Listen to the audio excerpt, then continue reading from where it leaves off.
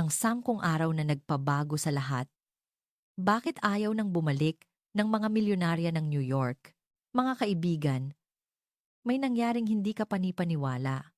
Posible nga ba talagang mangyari ito? 12 mayayamang kababaihan mula sa mataas na lipunan ng New York ang nanatili sa Maynila sa loob lamang ng 5 araw. Ngunit nagsimula silang tumanggi na bumalik sa kanilang bansa. Si Catherine Hamilton, isang 72 anyos na asawa ng banker sa Wall Street, ay biglang humawak sa aking braso sa sandaling lumabas kami sa isang convenience store sa Bonifacio Global City, BGC, bandang 11:00 ng gabi. Sumigaw siya ng may halong pakiusap. Ayoko nang umuwi. Hinding-hindi ko na gustong bumalik sa Amerika. Alam niyo ba ito? Isang nakakagulat na katotohanan na nasaksihan ko mismo sa paliparan.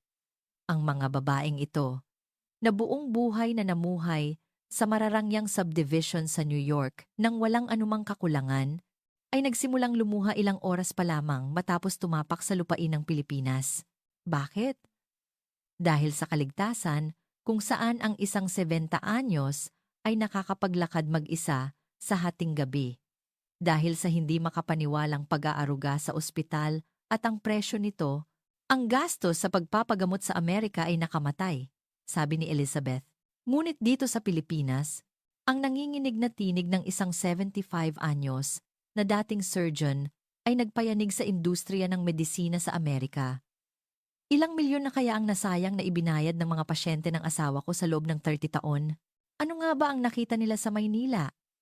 Bakit ang mga babaeng naniniwalang nakatira sila sa pinakamayaman at pinakaligtas na bansa sa mundo ay umiyak at nagmakaawang huwag nang bumalik sa Amerika?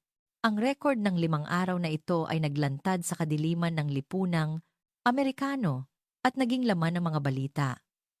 Ito ang detalyadong salaysay ng isang Pilipinong tour guide na kasama nila. Bago tayo magsimula, paki-like at mag-subscribe sa channel na ito para mas maipakalat natin ang ganda ng kulturang Pilipino. Kumusta? Ako po si Miguel. 15 taon na akong nagtatrabaho bilang isang exclusive tour guide para sa mga VIP. Pabalik-balik sa New York at Maynila, nag-aral ako sa Columbia University at nanirahan sa New York ng 10 taon. Taon-taon. Mahigit 50 grupo ng mga Amerikanong bilyonaryo ang ginagabayan ko sa Pilipinas. Ngunit ang 5 araw noong nakaraang Nobyembre ang pinakahindi ko malilimutan, pinakanakakagulat at pinakaipinagmamalaki ko sa aking buong karera. Nangyari ito noong gabi ng Huwebes, Nobyembre 15, 2024. 11:00 ng gabi, nasa arrival lobby ako ng Ninoy Aquino International Airport. Naya. Tumawag ang manager ng travel agency. Miguel, espesyal ang mga kliyente ngayon. Sila ang top 1% ng Upper East Side ng New York. Ang assets ng bawat isa ay nasa 50 million pataas. Edad 65 hanggang 75. Galing sila sa Singapore. Pero dahil sa bagyo sa East Coast ng Amerika, sarado ang JFK Airport at napilitan silang dumaan sa Maynila. Kailangan nilang manatili ng 5 araw. At Miguel, galit na galit sila ngayon. Ito ang unang beses na napilitan silang manatili sa isang developing country sa Asia. Isang mali lang. Magiging internasyonal na issue ito. Huminga ako ng malalim. Alam kong ito na ang pinakamahirap na trabaho ko. 11:15 ng gabi, bumukas ang gate. Nang makita ko ang 12 babae, napalunok ako. Lahat sila ay nakasuot ng damit at alahas na nagkakahalaga ng milyon-milyong piso. May Hermes Birkin bags, Chanel tweed suits, at Cartier bracelets. Nasa airport sila pero parang pupunta sa Met Gala. Ngunit ang kanilang mga mukha ay puno ng galit at pangamba. Nangunguna si Catherine Hamilton, 72 anyos. Ang asawa niya ay dating vice president ng Goldman Sachs at ang yaman nila ay tinatayang nasa 300 milyon. Tinitigan niya ako at matalim na nagsalita. Ikaw ang guide? Marunong ka ba talagang mag-Ingles? Nasa impyerno kami ngayon. 5 araw sa Maynila, ito ang pinakamasalimuot na nangyari sa buhay ko. Dalhin mo kami agad sa isang matinong hotel. Sumunod si Margaret Stevenson, 108, dating federal na piskal. Nakasuot siya ng Gucci pantsuit. Ligtas ba ang Maynila? Ang dami kong naririnig na krimen sa Asia. At sa edad namin. Paano kung hindi kami maintindihan ng mga doktor dito? Si Elizabeth Windsor, 75, asawa ng isang sikat na heart surgeon, ay mukhang pagod na pagod. Sa totoo lang, may mga sakit kami. Heart condition, diabetes, high blood pressure. Mapagkakatiwalaan ba ang mga ospital dito? Hindi ako naniniwalang papantay ito sa standard ng Amerika. Dagdag pa ni Beverly Rockefeller, kamag-anak ng pamilyang Rockefeller. At paano ang kalinisan? Baka ma-food poison kami dito. Sa edad namin, nakamatay yan. Ang nakasulat sa mukha nilang lahat ay takot. Bakit kailangan naming manatili sa bansang tulad nito?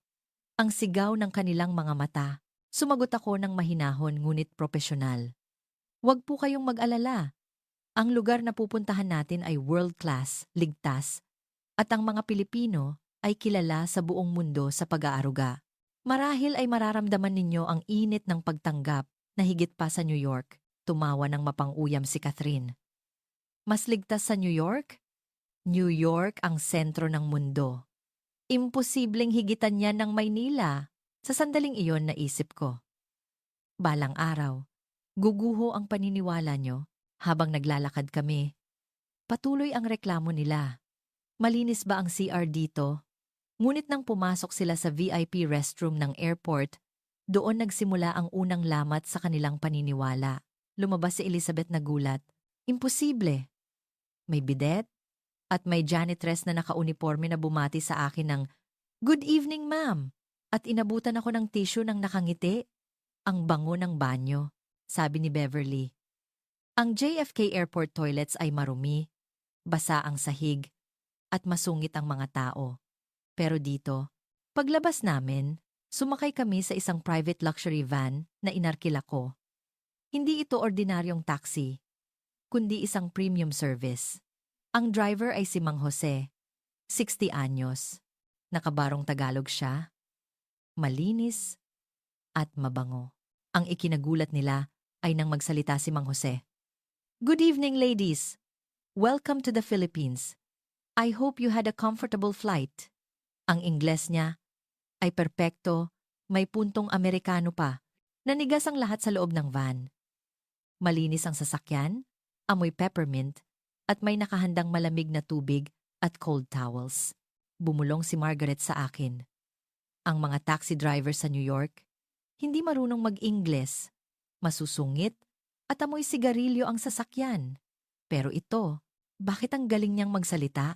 Pinaliwanag ko na ang Ingles ay isa sa mga opisyal na wika ng Pilipinas. Habang binabagtas namin ang Skyway patungong BGC, nakita nila ang skyline ng Makati at Taguig, ang mga nagtataasang gusali, ang mga ilaw na parang Manhattan. Pero may kakaibang linis at ayos sa partikular na lugar na iyon. Nang makarating kami sa hotel sa BGC, isang 5-star hotel, sinalubong kami ng mga staff na nakalagay ang kamay sa dibdib at yumuko sabay sabing, "Mabuhay!" Sa front desk, naganap ang susunod na shock. Ang manager, isang babaeng nasa 40s, ay nagsalita sa perfect English. "Welcome home, ladies. Dahil sa inyong edad at pagod sa biyahe, naghanda kami ng special amenities. Ang mga kwarto nyo ay malapit sa elevator para hindi kayo mahirapan maglakad. May nakahandang blood pressure monitor at thermometer sa bawat kwarto. May listahan din kami ng mga doktor na on-call 24,007. Nanginig ang boses ni Beverly. "Paano nyo nalaman na kailangan namin yan?" Ngumiti ang manager. "Ito po ang tinatawag naming malasakit. Sa kulturang Pilipino, tinatrato namin ang mga bisita, lalo na ang mga nakatatanda, bilang aming sariling pamilya." Pagpasok ni Catherine sa kanyang kwarto, nakita niya ang isang handwritten note sa kama na may kasamang mangga at tsokolate. "Rest well, Ma'am Catherine." May nakahanda ring slip-proof mat sa banyo. Napaupo si Catherine sa kama at umiyak. Bakit? Sa New York, kahit bilyonaryo ako, walang pakialam ang hotel staff kung madulas ako. Dito, hindi pa ako nagbabayad ng tip. Ramdam ko na ang pagmamahal. Kinagabihan, Hindi tumigil ang telepono ko. Tawag sila ng tawag. Miguel, ang ganda ng view. Miguel, ang bait ng staff. Bandang 12:30 a.m., tumawag si Catherine. Miguel, nakadungaw ako sa bintana. May nakikita akong mga babaeng naglalakad sa high street. May mga teenager na nagtatawanan. 12:00 na. Sa New York, suicide ang maglakad mag-isa sa ganitong oras. Pero dito, parang ang payapa. Wala silang takot. Umiiyak na naman siya. Mayaman ang Amerika, pero nawala na sa amin ang kalayaan na maglakad sa gabi ng walang takot. Kinabukasan, maaga silang nagising. Ang almusal ay Filipino breakfast, ngunit ginawang healthy. Sinigang na salmon, sariwang prutas, at garlic rice. May nutritionist na lumapit sa kanila. Ma'am, para sa inyong diabetes, pinalitan namin ang asukal ng natural sweeteners at low sodium ang luto ng isda. Si Elizabeth, na asawa ng doktor, ay namangha. Ang pagkain sa Amerika ay puro processed, maalat at mataba. Ito ay gamot na masarap. Sa araw na iyon, dinala ko sila sa isang high-end mall sa Makati. Sa halip na mag-subway dahil alam nating mahirap ang tren sa Maynila, sumakay kami sa premium 2P bus para maranasan nila ang public transport na maayos.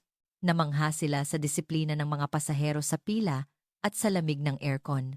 Ngunit ang pinakatumatak ay nang sumakay kami at may nakaupong mga kabataan. Nang makita ang mga lola, sabay-sabay na tumayo ang mga estudyante at inalok ang kanilang upuan. Please, have a seat, Lola Grandma. Sabi ng isang binata. Napahawak si Margaret sa akin. Sa New York subway, naguunahan ang mga tao. Walang nagbibigay ng upuan sa matanda. Dito, kusa nilang ginagawa. Tinatawag pa kaming lola ng may respeto. Habang naglalakad kami sa mall, pumasok kami sa isang department store. Ang mga sales lady ay hindi mapilit. Sa halip, lumapit sila ng parang mga anak. Mommy, bagay po ito sa inyo. Nakakabata po tingnan. Hinawakan ng sales lady ang kamay ni Catherine para alalayan siya sa pagsukat ng sapatos. Si Catherine ay naiyak sa loob ng fitting room. Pinaparamdam nila na may halaga pa kami.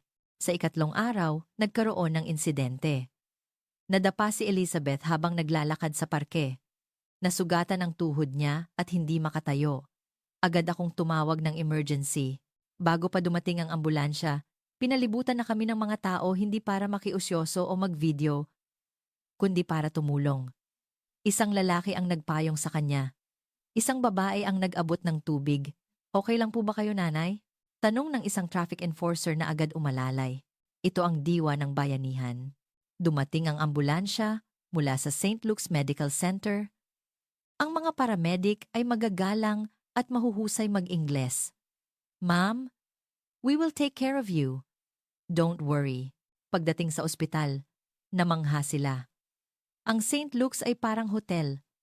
Agad siyang inasikaso ng doktor na nagpakilala. I'm Dr. Reyes. I trained at Johns Hopkins in Baltimore before coming back here. Mabilis ang X-ray at MRI. Walang bali, sprain lang. Nang magbabayad na, natulala silang lahat. Ang bill para sa ambulansya, ER fee, X-ray, MRI, at gamot ay nasa PHP 15,000. Kulang-kulang daling-dalinggo, sigaw ni Catherine. Ano? Sa New York, ang ambulansya pa lang ay 3,000 na. Ang MRI ay 8,000 dito. 300 lang para sa world-class na serbisyo? Umiyak si Elizabeth. Ang asawa ko ay yumaman sa paniningil ng mahal sa mga pasyente. Pero dito, nakukuha mo ang parehong kalidad sa presyong makatao. Niloloko kami ng sistema sa Amerika. Sa huling gabi, lumapit sa akin si Catherine. Seryoso siya. Miguel, nag-usap-usap kami. Pagbalik namin, ibubunyag namin ito. Tinuruan kami na ang Pilipinas ay mahirap na bansa, pero ang yaman nyo ay wala sa pera, nasa puso. Nasa malasakit, nasa paggalang sa matanda, Yan ang tunay na yaman na wala sa Amerika. Kinabukasan sa NAIA, ayaw na nilang umalis. Yakap-yakap nila ang hotel staff na naghatid sa kanila. Babalik kami, pangako ni Catherine. Dito na namin gustong magretiro. Dito, tao ang turing sa amin, hindi wallet. Pagbalik sa New York, nagpa-press conference si Catherine. Naging headline ito sa New York Times. Ang yaman ng Amerika ay isang ilusyon. Ang tunay na kalinga ay natagpuan sa Pilipinas. Si Margaret ay tumestigo sa harap ng komite tungkol sa healthcare na ikinukumpara ang puso at galing ng mga Pilipinong doktor at nurse kumpara sa negosyong sistema ng Amerika. Makalipas ang isang taon, bumalik ang 12 babae sa Maynila. Hindi na lang sila basta turista. Bumili sila ng mga kondo sa BGC at nagdala ng kanilang mga pamilya. Sabi nila, ito na ang aming ikalawang tahanan. Sa bansang ito, natutunan namin kung paano muling maging tao. Diyan nagtatapos ang kwento ng 12 milyonarya na nabago ang buhay dahil sa malasakit ng Pilipino. Kung nagustuhan niyo ang kwentong ito, please like at mag-subscribe. Mabuhay ang Pilipinas!